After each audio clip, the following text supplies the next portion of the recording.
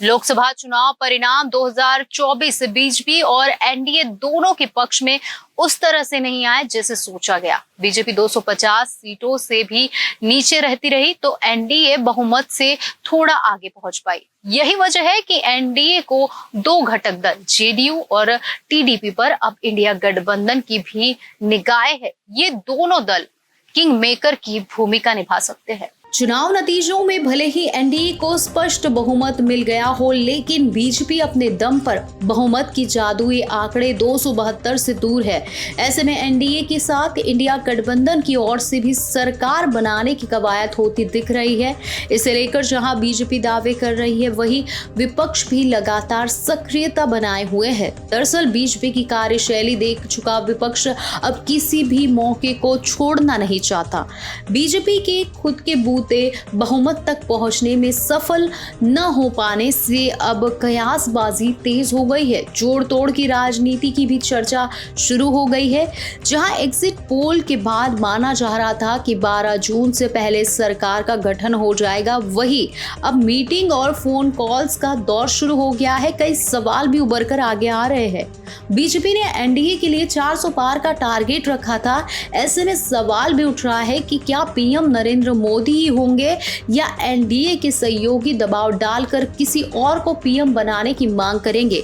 बिहार पर सबकी नजरें टिकी हुई है। हालांकि चिराग पासवान ने कहा कि नरेंद्र मोदी के नेतृत्व में सरकार बनने जा रही है।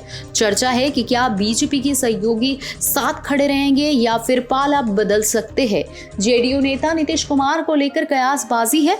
वह बिहार में कई बार पलटी मार चुके हैं। टीडीपी नेता चंद्रबाबू नायडू पर भी नजर टिकी हुई है। इंडिया गठबंधन ने सरकार बनाने की संभावना को खारिज नहीं किया है, उसने खेमे में हलचल मचा कर रखी है। इंडिया गठबंधन की नजर टीडीपी और जेडीयू पर है। अगर इन दोनों को अपने साथ ले लिया जाए तो विपक्ष भी सरकार बनाने का दावा कर सकती है। चर्चा है कि विपक्ष नीतीश कुमार को उप प्रधानमंत्री का पद का प्रस्ताव दे सकती है। टीडीपी का इतिहास रहा है कि वह जिस गठबंधन के साथ रही है उसके साथ कार्यकाल पूरा नहीं करती है। विपक्षी खेमा उसके सामने आंध्र प्रदेश को विशेष दर्जा देने का प्रस्ताव भी रख सकता है। बताया जाता है कि एनसीबी सुप्रीमो शरद पवार ने नीतीश कुमार और चंद्रबाबू नायडू को फोन पर उनका मन टटोलने की कोशिश भी की।